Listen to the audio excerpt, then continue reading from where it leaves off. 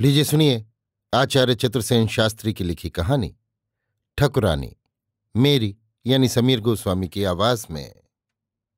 एक तेजस्वी और स्त्री अधिकारों के लिए लड़ने वाली विवाहिता रानी का एक स्पष्ट चित्र इस कहानी में है। रजवाड़ों के अधिपति अपनी कामलिप्सा की पूर्ति के लिए पाप और अत्याचारों की कोई परवाह नहीं करते थे। ये एक ऐसी तेजस्वी शिक्षिता का चरित्र वर्णन है जिसने अपने अधिकारों के लिए अपने लंपटपति राजा से भरपूर टक्कर ली और अंत में उसे सीधी राह पर आने को विवश किया। अन्नदाता मैं गरीब ब्राह्मणी हूं। चुप लुच्ची। हारे भूरा सिंह क्या है? सरकार ये है वो। तू प्याव पिलाती है?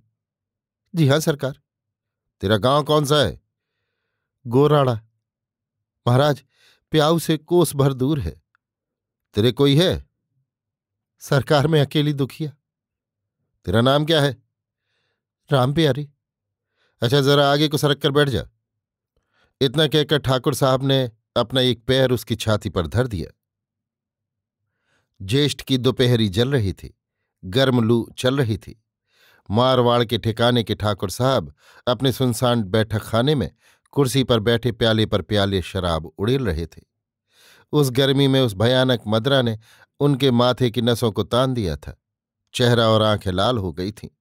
आवाज फटे बांस के समान निकल रही थी। स्त्री की अवस्था 22 वर्ष की लगभग थी। साधारण सुंदरता की भड़क उसके समस्त शरीर पर थी। वो मैले वस्त्र पहने अतिशय भयभीत दृष्टि से भूमि पर पड़ी हाथ जोड़कर ठाकुर साहब से अर्ज कर रही थी। ठाकुर के हुक्म से ज्यों ही वो आगे को सरकी कि ठाकुर ने अपने दोनों पैर उसकी छाती पर धर दिए। इसके बाद वे गिलास की शराब को गटागट पीकर बोले, हाँ राम प्यारी, तुम हमारी भी प्यारी हो। अन्नदाता दुहाई, आप माँ बाप हैं। इतना कहकर उसने धीरे से ठाकुर साहब के पैर धरती पर रख दिए और पीछे को सरक कर अपने वस्त्र संभाल कर बैठ गई। ठाकुर साहब तैश में आ गए। उन्होंने मुंह तक डांट कर 2 गिलास गटागट पिए और फिर अबला को घूरते हुए उठ खड़े हुए और गरज कर बोले, क्या देखता है रे भूरा सिंह, उतार दे 10। भूरा सिंह ने अनायास ही उसे अपने बलिष्ठ हाथों में उठा लिया और दूसरे कमरे में ले गया। वो अर्धमूर्छित अवस्था में खून में लथपथ पड़ी कराह रही थी। ठाकुर साहब ने एक हल्की लात जमाकर कहा, क्यों, ठिकाने आई? करुण नेत्रों से चुपचाप ताकते हुए अबला वेदना से तड़प रही थी। ठाकुर ने कहा, बोल, मेरा हुक्म टालेगी? अबला ने कहा, सरकार अब तो पत लुट गई, जान बाकी है, वो भी ले लो, आपको अख्तियार है। ठाकुर साहब ने पैशाचिक हंसी हंसकर कहा, छिनाल, तब इतना नखरा क्यों किया था? स्त्री चुप रही। ठाकुर साहब धीरे धीरे चल दिए। सरकार मेरे आपके बीच गंगा है। बेवकूफ, तुझे विश्वास नहीं आता? जिंदगी निभानी आपके हाथ है। कह दिया ना कि रजपुरा गांव का पट्टा तुझे दे दिया जाएगा और मुझे डेवढ़ी में रहने को जगह मिलेगी। जब तक ठकुरानी नहीं आती तब तक तो ठीक है, पर उसके सामने निभाया होना मुश्किल है। उसका मिजाज बेढब है। तब मैं कहीं की न रहूंगी। पर तुझे मालूम है कि मेरे सामने जिद किसी की नहीं चलती। जो कहता हूं उस पर भरोसा कर और मौज कर। इतना कहकर ठाकुर ने स्त्री का हाथ पकड़ लिया। मदिरा की गंध से स्त्री का सिर भन्ना गया और उसने बलपूर्वक घृणा को रोक कर कहा, आप तो सरकार मर्द हैं, पर मैं मुंह दिखाने लायक न रही, ये भी तो सोचिए। कमबख्त प्याऊ पर पानी पिलाने वाली से रानी बनी जाती है, राण और नखरे करे जाती है। क्या फिर भूरा सिंह को बुलाऊं? दया करो, नहीं मैं मर जाऊंगी। मरकर अपनी ही जान से जाएगी। जीती रहेगी और मेरी मर्जी के माफिक काम करेगी तो मौज में दिन कट जाएंगे। पर आप ये वादा करें कि आपकी नजर तो न फिर जाएगी। आप मुझे दूध की मक्खी की तरह तो निकाल न फेंकेंगे। तब क्या बुढ़ापे तक मैं तुझे पोसे जाऊंगा? 4 दिन बाद क्या होगा? नई नई चिड़िया फांस फांस कर लाना। तेरा यही आदर मान बना रहेगा। हाय, मुझे ये भी करना होगा। इसमें दोष क्या है? तुझे इनाम कम मिला है। तू तो निहाल हो गई है। इसी तरह मैं उसे निहाल करता हूं जो मेरी मर्जी के माफिक चलता है। खैर, तकदीर में जो लिखा था वो हुआ और जो होना है वो होगा। मैं आपके अधीन हूं, आपके बाहर नहीं। ठाकुर की बाँछें खिल गईं। मद्य की बोतल उड़ेली जाने लगी। अभाग्नि नारी धीरे धीरे मन की घृणा रोक कर एक गिलास पी गई। उसके बाद वो कुछ कहने योग्य नहीं। शराब के घूंट गटागट पीकर ठाकुर साहब ने धरती में करबद्ध पड़े हुए एक युवक को लात मारकर कहा, क्यों रे गुलाम, मंजूर करता है? चाबुक मंगाऊं? युवक ने पैरों में सिर देकर कहा, सरकार माई बाप है, चाहे बोटी काट लीजिए पर अन्नदाता, ये कुकर्म मुझसे नहीं होगा। कुकर्म? अरे हरामजादे, कमीने, कुकर्म कहता है? 200 रुपये तो ब्याह में नकद दिए, 100 अब गौने में दिए, किस लिए? गांव की बड़े बड़े घरों की बहुएं गौना होकर पहले यहां ढोक देती हैं, तू ऐसा नवाबजादा बन गया है। इतना कहकर ठाकुर साहब ने एक लात युवक की जमा दी। युवक ने गर्दन ऊंची करके जरा करारे किंतु वेदना भरे स्वर में कहा, सरकार चाहे जान ले ले, पर जीते जी ये होने का नहीं। आबरू गरीब अमीर सभी की है, आबरू के सामने जान क्या चीज है? ठाकुर ने गंभीर गर्जन से पुकारा, भूरा सिंह। एक लठबंद गुंडा कमरे में हाजिर हुआ। ठाकुर ने तत्काल आदेश दिया, दे साले को गोला लाठी दे। देखते देखते युवक के गोला लाठी चढ़ा दी गई। ठाकुर ने कहा, कमीने कुत्ते, तेरे सामने ही उस लुच्ची को नंगी करके बेआबरू करूंगा। भूरा सिंह, उठा तो ला रे ससुरी को। युवक की आंखें जलने लगीं। उसने तड़प कर कहा, मालिक तुम्हारा नमक तो खाया है, पर ये याद रखना कि मुझे बनिया बामन न समझना।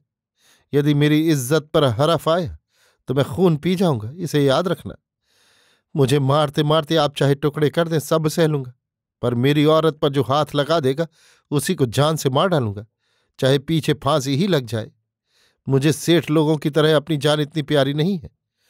इतना कहकर युवक ने इतने जोर से अपना होठ काट डाला कि खून निकल आया। ठाकुर युवक के भाषण से क्षण भर के लिए सहम गया। इसके बाद उसने खूंटी से चाबुक लेकर युवक की खाल उधेड़नी शुरू की। एक भयानक आर्तनाद से दिशाएं कांपने लगीं। नरपिशाच ठाकुर ने जब तक युवक बेहोश होकर न गिर पड़ा अपनी मार बराबर जारी रखी। इसके बाद उसने भेड़िए की तरह गुर्रा कर कहा, भूरा सिंह, उठा ला उस बदजात को, देखे कौन उसे मेरे हाथों से बचाता है। साक्षात प्रेत दूत की तरह भूरा सिंह उधर को लपका। रात्रि के गहन अंधकार को भेद कर दिए के धुंधले प्रकाश में बढ़ते हुए नरपिशाच भूरा सिंह को लठ लिए भीतर घुसता देखकर वृद्ध नायन और उसकी नवागता वधू के प्राण सूख गए। बेचारी सुबह से दोनों भूखी बैठी थी, अन्न का दाना भी उनके कंठ से उतरा न था। प्रातःकाल ही से उसके लड़के को ड्योढ़ियों में बुला लिया गया था और वो अब तक लौटा न था। उस पर क्या बीती होगी, इसकी दोनों असहाय नारियां भांति भांति की कल्पना कर रही थीं। नववधू का गौना होकर कल ही आया था। पति के उसने अच्छी तरह दर्शन भी नहीं किए थे, फिर भी वो अपढ़ देहाती अबोध बालिका हृदय की धड़कन को रोककर क्षण क्षण पति की प्रतीक्षा कर रही थी। वृद्धा की बात तो कही क्या जाए, जिसने 20 वर्ष से उसी को देखकर गरीबी और बुढ़ापा काटा था। भूरा सिंह को देखकर दोनों सख्ते की हालत में हो गई। उसने घुसते ही कहा, बहू ड्योढ़ियों में जाएगी। वृद्धा पर वज्रपात हुआ। उसने लपक कर बहू को छाती में छिपा लिया। जिस अनुनय और करुणा की दृष्टि से उसने वज्र पुरुष भूरा सिंह को देखा, उससे पत्थर भी पानी हो जाता, पर उसने अपने बलिष्ठ बाहुओं से बालिका को खींचकर उठा लिया। उसी क्षण कदाचित बालिका मूर्छित हो गई और एक शब्द भी उसके मुख से न निकला। वृद्धा पीछे दौड़ी, पर एक लात खाकर वो वहीं ढेर हो गई। भूत भूरा सिंह अभागिन अरक्षिता बालिका को लेकर उसी अंधकार में विलीन हो गया। पृथ्वी पर कौन उसका रक्षक था? लोग कहते हैं परमेश्वर सबकी रक्षा करते हैं, पर इन नर पिशाचों की नित्य की करतूतों को न जाने क्यों परमेश्वर हाथ पर हाथ धरे बैठा देखा करता है। रात के 11 बज गए थे। अभागिन बालिका उस अंधेरे और सुनसान कमरे में धरती पर अत्यंत उदास बैठी थी, जिसमें वो कैद की गई थी। उस अधेड़ औरत के सिवा, जो उसे दिन में 2 बार खाना दे जाती थी, तीसरे व्यक्ति की सूरत उसे 3 दिन से देखना नहीं नसीब हुआ था। हर बार अच्छे खाने उसके लिए वो रख जाती थी और फिर उठा ले जाती थी। बालिका इतनी भयभीत थी कि उसने न खाना छुआ और न पानी पिया। एक प्रकार से वो अधमरी पड़ी थी। वो रह रहकर चीख पड़ती थी। ऐसे कमरे में बंद होने का ख्याल ही अत्यंत भयंकर है। वो कमरा मानो इन अभागिनी स्त्रियों को जिंदा कब्र में गाड़ देने, दुनिया से एकदम किनारे ले जाने के लिए बनाया गया था। वहां न किसी के चीखने चिल्लाने की और न किसी अन्य प्रकार की बचाव की गुंजाइश थी। मनुष्य कामासक्त होकर कैसी बुराइयां कर बैठता है, लालसा कैसा खेल खिलाती है और वासना कैसे कैसे पागलपन के काम करा बैठती है, ये बात बहुत कम लोग जानते हैं। धीरे धीरे बालिका ने अपनी परिस्थिति पर विचार करना शुरू किया। वो कभी जार बेजार रोने लगती, कभी सोच विचार और चिंताओं से अधीर हो जाती, कभी वो साहस बटोर भागने की जुगत सोचती। परंतु व्याघ्र के मुख में फंसी हुई हिरनी के लिए ये कहाँ तक संभव था। फिर भी वो साहस करके उठी। उसने अपने बिखरे हुए कपड़े संभाले और वो चारों ओर कमरे में चक्कर काटने लगी। उसने एक बार खूब जोर से चिल्लाकर देख लिया। एकाएक पद ध्वनि सुनकर उसने चौंक कर पीछे देखा। साक्षात पिशाच रूप ठाकुर खड़ा था। उसने दोनों हाथ फैलाकर आगे बढ़ते हुए कहा, प्यारी कबूतरी। बालिका अतिशय भयभीत होकर इस तरह भीतर को भागी कि दीवार में टक्कर खाकर गिर पड़ी। रक्त की धार बह चली। वो मूर्छित सी हो गई और उसका सिर चकराने लगा। उस यमपुरी जैसे अंधेरे कमरे में एक विशालकाय पिशाच को देखकर वो धरती से चिपट गई। कामांध पुरुष ने अपने वज्र हाथों से उसे अनायास ही उठा लिया। उस कुमारी समान नववधु मूर्छता और रक्त में लथपथ असहाय अबला की उसने निशंक होकर पत लूट ली और उसे वहीं धरती में मूर्छित छोड़ चला आया। आप ऐसा नहीं कर पाएंगे। तुम मेरी जोरू हो या मैं तुम्हारी जोरू हूं, ये तो आप जानिए, पर मैं आपकी विवाहिता पत्नी हूं। फिर मुझ पर हुक्म किस लिए चलाती हो? मैं हुक्म नहीं चलाती, सिर्फ कुमार्ग में जाने से आपको रोकना चाहती हूं। मैं लुगाई का गुलाम नहीं हूं। गुलाम तो मैं भी नहीं समझती, तब रोज रोज का झंझट क्यों? आप सज्जन और आबरूदार रईस की तरह रहिए। क्या तुम मुझे सज्जन बनाओगे? अवश्य, तुम्हारी इतनी मजाल। जी हां, मैं दूध की मक्खी की तरह निकाल फेंकूंगा। आपकी ऐसी हैसियत नहीं है। मैं रियासत का मालिक हूं। हरगिज नहीं, आप उसके मुंतजिम हैं। मालिक रियाया है जो पसीना बहाती है। तो रियाया को खजाना लुटा दूं? अगर उसे जरूरत हो तो लुटा दो, पर अपनी मौज बहार में नहीं लुटा सकते। वाह, ये भी खूब कही। ये तुम्हारे बाप का खजाना नहीं है। बाप के खजाने में स्त्रियों का हक नहीं होता। ये मेरे पति का खजाना है और उस पर मेरा पूरा हक है। ऐसी हक वाली बहुत देखी हैं। अच्छी बात है, अब मुझे देखिएगा। तुम्हें शायद अपने बाप का घमंड है, मुझे किसी का घमंड नहीं है। तुम इतनी मुंहजोर हो, ऐसा मालूम होता तो मैं तुमसे ब्याह ही न करता। आप ऐसे व्यभिचारी, लंपट, शराबी और असभ्य होंगे, ये मेरे पिता को मालूम होता तो वे भी आपसे मेरा ब्याह हरगिज न करते। मैं कहता हूं कि सीधे सादे घर की बहू बेटी की तरह रहो, वरना छोड़ दूंगा। बाप को लेकर रहना। बहू बेटी की तरह ही रहूंगी, विश्वास रखिए, पर आपको भी इज्जतदार रईस की तरह रहना चाहिए। रियाया की बहू बेटियों को अपनी बहन बेटी की तरह समझना चाहिए। शराब को मूत्र समझकर त्यागना चाहिए। पढ़ने लिखने, रियासत की देखभाल और गांव की उन्नति में मन लगाना चाहिए। तमाम लुच्चे लुंगाड़े टुकड़ कुत्तों को पास से हटा देना चाहिए। मैं कह चुका, मेरे जो मन में आएगा वो करूंगा। मुझ पर तुम्हारा हुक्म नहीं चलेगा। मैं भी तो कह चुकी हूं कि आप मनमानी न करने पाएंगे। आपको सभी बुरी बातें छोड़नी होंगी और आदतें बदलनी पड़ेंगी। अगर मैं न छोड़ूं तो क्या करोगी? जो उचित होगा। क्या मुझसे लड़ोगी? अगर आवश्यकता हुई। मैं बड़ा जालिम हूं, आइंदा जालिम न रहने पाओगे।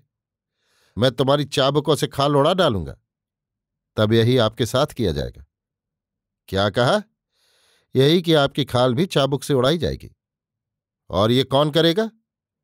मैं आज ही उसका बंदोबस्त कर लूंगी। तुम औरत हो या चंडी? मैं आपकी धर्म पत्नी हूं। मैं तुम्हें चुनौती देता हूं, जो कर सको करो। देखूं कैसे औरत मुझ पर कब्जा करती है। जो आज्ञा, अब आप जा सकते हैं। राम सिंह, बाईजीराव, अपने कितने आदमी यहां हैं? कुल 16 हैं। पिताजी को लिख दो, 8 मजबूत विश्वासी गोरखा और भेज दें, और प्रत्येक को 6 महीने की तनख्वाह पेशगी दे दें। जो हुक्म। और सुनो जी, राम प्यारी हवेली के भीतर कदम न रखने पाए। यदि आए तो उसे नंगा करके चाबुकों से पिटवा दो और बाहर निकाल दो। जो हुक्म। सरकार का इस मामले में कोई हुक्म तामील न किया जाए। बहुत अच्छा। 2 आदमी सरकार के पीछे हर समय रहें, और वे कब क्या करते हैं, कहाँ जाते हैं, निगाह रखें। जो हुक्म। और कोई नई बात? बात तो बड़ी संगीन है, परंतु फौरन कहो। अपना नाई हाल में मुकलावा गौना करके लाया था। सरकार ने बहू को कल उठवा मंगाया। रात भर बड़ा हो हल्ला मचा। नाई 2-3 दिन बंद रहा। उसे बहुत मारा भी गया। वो एजीजी से फरियाद करने जा रहा था। उसे 5,000 रुपये देकर चुप किया है। सरकार ने हुक्म दे दिया है कि नाई के घर से हवेली तक पक्की सड़क बनवा दी जाए। वो 2 मंजिला मकान भी उसे बख्श दिया है। गांव में इस बात की बड़ी चर्चा है। सरकार की बड़ी बदनामी हो रही है। अभी एजीजी को मेरी तरफ से तार दे दो, मैं स्वयं मिलना चाहती हूं। आप स्वयं? हाँ हाँ। सरकार कब तक लौटेंगे? अभी 3-4 दिन तक तो लौटते नहीं। नाई वाला मामला ठंडा पड़ जाए तो आएंगे। अच्छी बात है। मेरी मोटर ठीक कर रखो और तार का जवाब आते ही खबर दो। जो आज्ञा। और सुनो, मेरे आगे पीछे सरकार भीतर की हवेली में न घुसने पाए, पहरा बैठा दो। अगर जबरदस्ती करे तो गोली मार दो। जो हुक्म। आबू के मनोरम श्रृंग पर एजीजी एक सुंदर कमरे में विचार सागर में गोता मारते टहल रहे थे। उनके जीवन में ये अनहोनी घटना थी कि रियासत की पर्दानशीन रानी तत्काल उनसे मिलना चाहती हैं। अवश्य कुछ भारी बात है। इतने में बैरा ने कहा, रानी साहिबा हाजिर हैं। साहब एकदम बाहर निकलकर गाड़ी तक आ गए और आदरपूर्वक रानी को भीतर ले आए। रानी साहिबा चुपचाप कमरे में आ गईं। क्षण भर दोनों चुप रहे। रानी ने ही बात छेड़ी। आपको इस मुलाकात पर आश्चर्य होगा। बहुत कुछ। मेरी जिंदगी में ये पहला ही ऐसा मौका है। पर आपको ऐसी साफ अंग्रेजी बोलती देखकर मैं और भी हैरान हो रहा हूं। मैं नहीं जानता कि राजपूताने के सरदारों की महिलाएं भी ऐसी शिक्षित होती हैं। आप शायद मेरे पिताजी को जानते हो। उनका नाम क्या है? दीवान बहादुर, CIE। वे रियासत के दीवान हैं।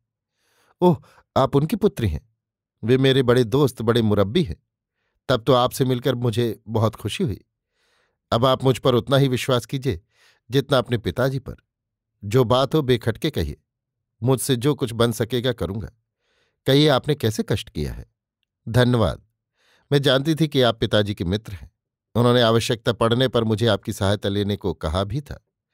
मैंने भरसक चेष्टा की, पर रियासत डूबा चाहती है। लाचार आपके पास आई हूं।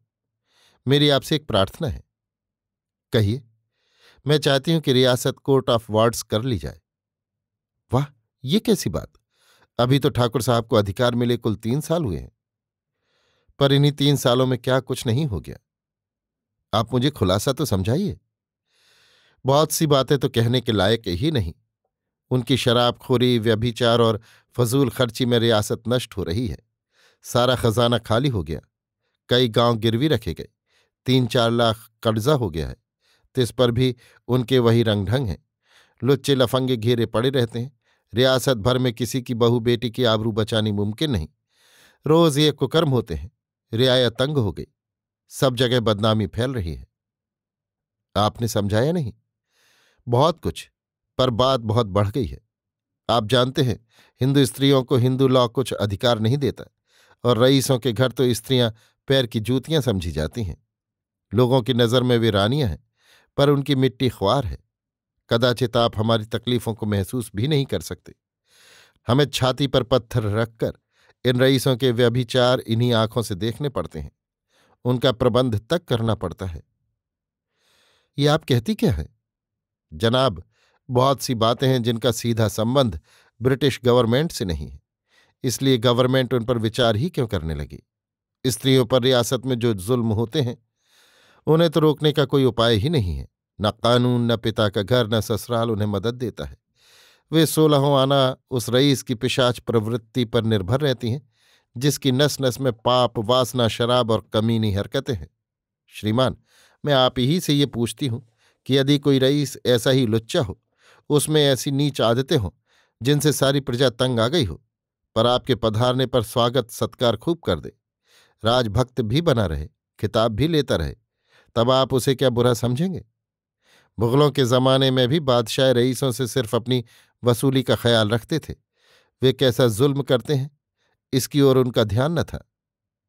रानी साहिबा, आपकी बातों का मुझ पर बड़ा असर हुआ है।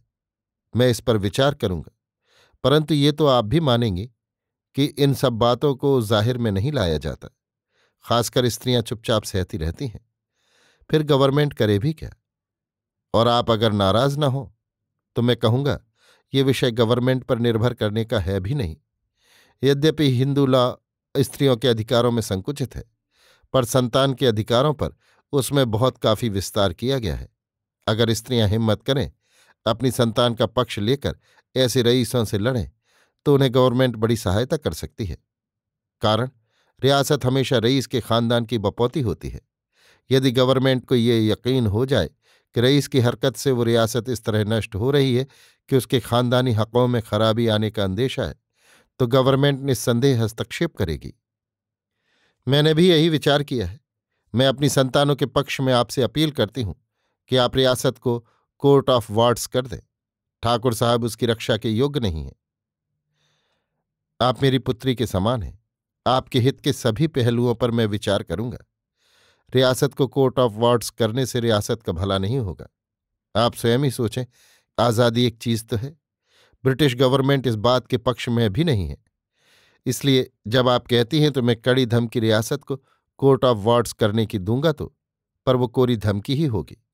मैं समझता हूं इससे आपका काम सिद्ध हो जाएगा, यदि आप जरा बुद्धिमत्ता से काम लेंगी। आप पर मैं पूरा भरोसा करती हूं और मैं आपका बड़ा बल समझती हूं। ये तो नामुमकिन है कि मैं अन्य स्त्रियों की तरह सब कुछ देखूं। मैं इस रईस को ठीक करूंगी और रियासत को नष्ट न होने दूंगी। आप कृपा कर मेरे सदुद्देश्य का ख्याल रखें। अवश्य मैं पूरा ख्याल रखूंगा। आपसे मिलकर मैं बहुत प्रसन्न हुआ हूं। आपसे मैं फिर कहता हूं कि आप अपने पिता की तरह ही मुझ पर विश्वास रख सकती हैं। आपके किसी भी काम आने पर मैं बहुत प्रसन्न होऊंगा। रानी साहिबा ने खड़ी होकर साहब को धन्यवाद दिया और विदा हुई। पॉलिटिकल एजेंट ने बंदर के समान लाल मुंह को ऊपर उठा और बिल्ली के समान कंजी आंखों से घूर कर कहा, ठाकुर साहब बैठ जाइए, बड़ी बुरी खबर है। खैर तो है हुजूर, उस दिन पार्टी में भी तशरीफ नहीं लाए। बड़ी इंतजारी थी। हुजूर के लिए सब तरह का खास इंतजाम। मुझे इसका खेद है, परंतु अभी तो जो बात मैं कह रहा था उस पर गौर करना होगा। एजीजी साहब का फरमान आया है। उन्होंने लिखा है कि रियासत कोर्ट ऑफ वार्ड्स कर ली जाएगी। ठाकुर साहब की फूंक निकल गई।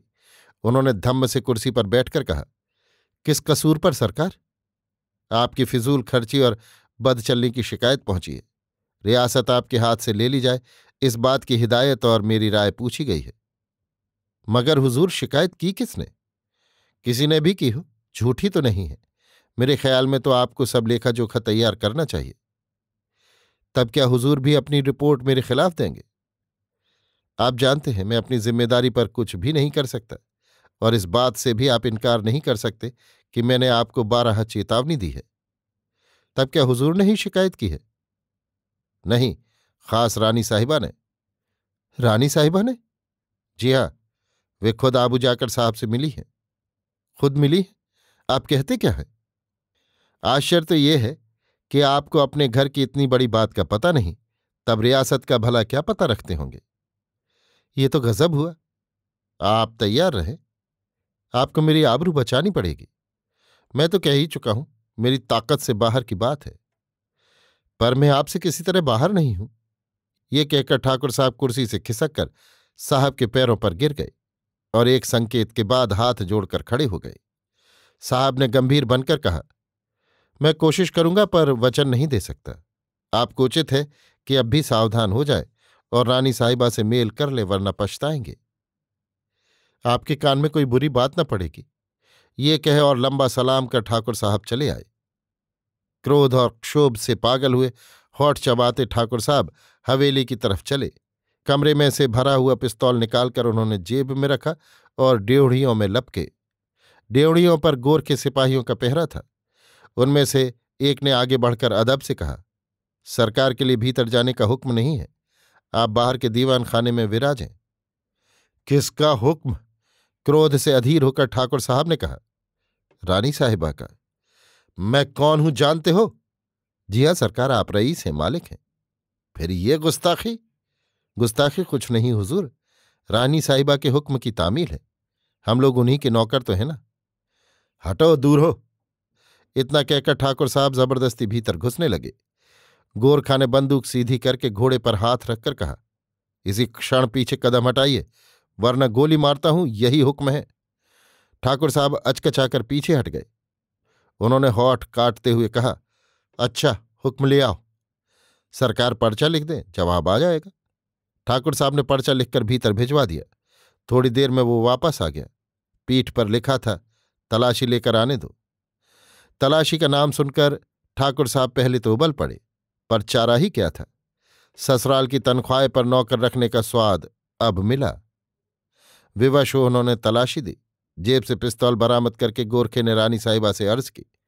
रानी साहिबा ने राम सिंह को बुलाकर कहा, सरकार को भीतर आने दो और पिस्तौल को एजीजी के सामने पेश करके सब माजरा बयान कर दो। दोनों गोरखों को बतौर गवाह साथ ले जाओ। सरकार का इरादा मेरा खून करने का था, ये साबित करना होगा।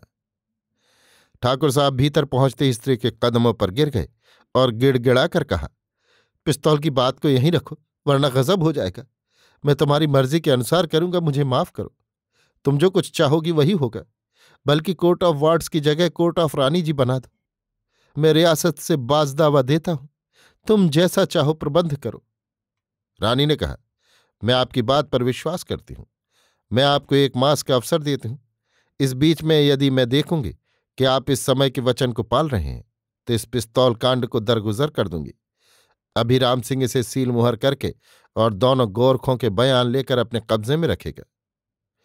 अनेक खुशामदें करके ठाकुर साहब बाहर निकले। रथ वहीं रोक दो। इसमें कौन है? राम प्यारी जी हैं, उन्हें बाहर निकालो। रानी साहिबा का हुक्म है कि इन्हें जहां देखा जाए नंगा करके कोड़े लगाए जाएं। मगर सरकार, उन्हें फौरन बाहर निकालो। इतना कहकर एक गोरखे ने पर्दा खींच लिया। राम प्यारी बढ़िया जरी की पोशाक पहने बैठी थर थर कांप रही थी। क्षण भर में उसे नंगा कर दिया गया और चाबुक की मार पड़ने लगी। अभाग्नि नारी रोती कलपती वहां से भाग गई। ठहरो, इस वक्त सरकार कचहरी कर रहे हैं, मुलाकात नहीं होगी। राम प्यारी बदहवास, चोट और अपमान से नागिन की तरह चपेट खाकर कचहरी में बढ़ गई थी। नौकर के उपरयुक्त वाक्य सुनकर उसने जोर से नौकर का गला पकड़कर दबा डाला और दांत किटकिटाकर बोली, तेरी और तेरे सरकार की ऐसी तैसी, दुष्ट, हत्यारा, पापी, पहले इज्जत उतारता है, पीछे यों छोड़ देता है। आज मैं उसका खून पीऊंगी। वो पहरेदार को धकेल कर कचहरी में घुस गई। सब लोग हैरान थे। राम प्यारी ने उन्मादनी की तरह पत्थर हाथ में लेकर गालियां बकती दरवाजों के कांच फोड़ने और मेज कुर्सी उलटनी शुरू कर दी। पापी हृदय ठाकुर हक्का बक्का हुआ देखता रह गया। उसे समझाने की चेष्टा की तो वो उस पर टूट पड़ी। दाढ़ी और मूंछों के बाल उखाड़ लिए। ठाकुर साहब कचहरी छोड़ भागे। अमले लोग मेज के नीचे छिप गए। बड़ी मुश्किल से राम प्यारी को कब्जे में किया गया। राम प्यारी ने एजीजी के यहाँ मुकदमा दायर कर दिया। ठाकुर साहब को 10,000 रुपये नकद देना पड़ा। इस समय रानी जी ही रियासत की सर्वेसर्वा हैं। अभी आप सुन रहे थे आचार्य चतुर्सेन शास्त्री की लिखी कहानी ठकुरानी, मेरी यानी समीर गोस्वामी की आवाज में।